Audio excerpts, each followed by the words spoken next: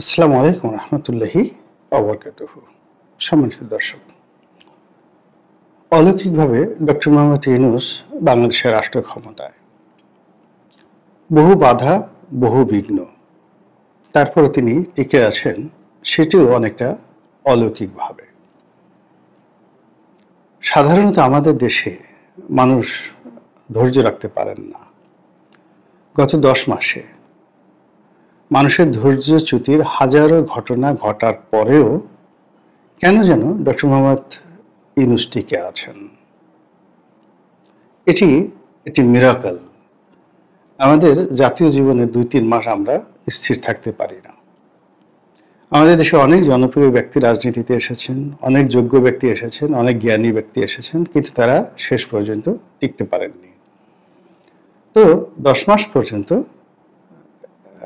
Doctor Mohammad Yunus ক্ষমতায় শুধু টিকে আছেন না, তিনি একই সঙ্গে ক্ষমতার যে ছড়ি এমনভাবে ঘোরাচ্ছেন যে তার সঙ্গে যারাই লাগতে আসছে তিনি তাদের সবাইকে নাস্তা নাবুদ করে ছাড়ছেন। তিনি গত 10 মাসে অনেকের সাথে বন্ধুত্ব করেছেন, অনেকের সঙ্গে শত্রুতা করেছেন, এবং সবচেয়ে অবাক করার বিষয়টা হলো যে তিনি তার যে লক্ষ্যবস্তু, সেই লক্ষ্যবস্তু থেকে এক সুতো সরেননি।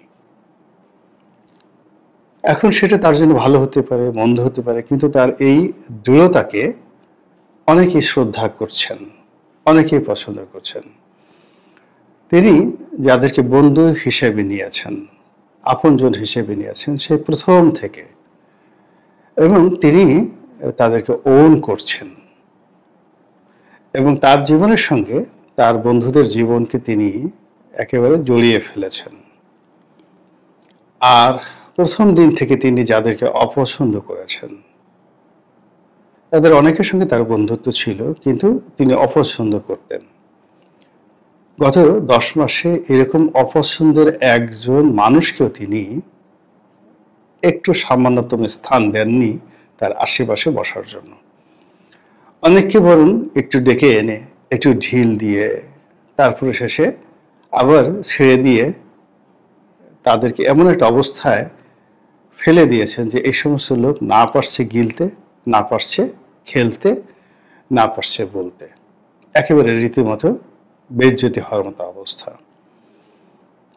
তার ব্যক্তিগত জীবনে কয়েক ধরনের বন্ধুবান্ধব ছিল।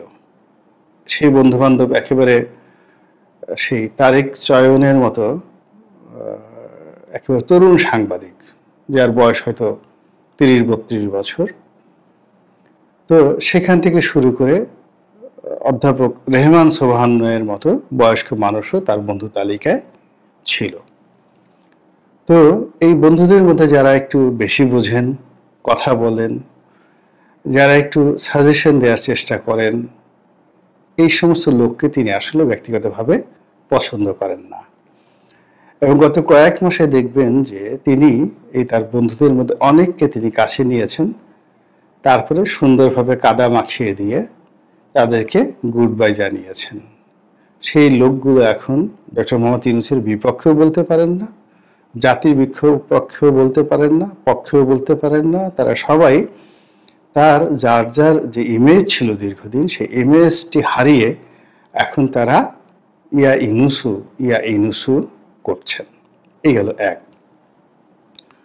2 নম্বর হলো যে তার বন্ধুদের মধ্যে যারা তাকে আনকন্ডিশনালি ভালোবেসেছে, আনুগত্য করেছে, যেমন ধরুন তারেক চয়নের কথা বললাম, তারপর বিবিসির আকবরের কথা বললাম, সাংবাদিক গোলাম মর্তজা আছে, সাংবাদিক, তারপর মুশফিক ফজল আনসারী আছে, তাদের সবাইকে তিনি সম্মান, পদ, মর্যাদা তিনি দিয়েছেন।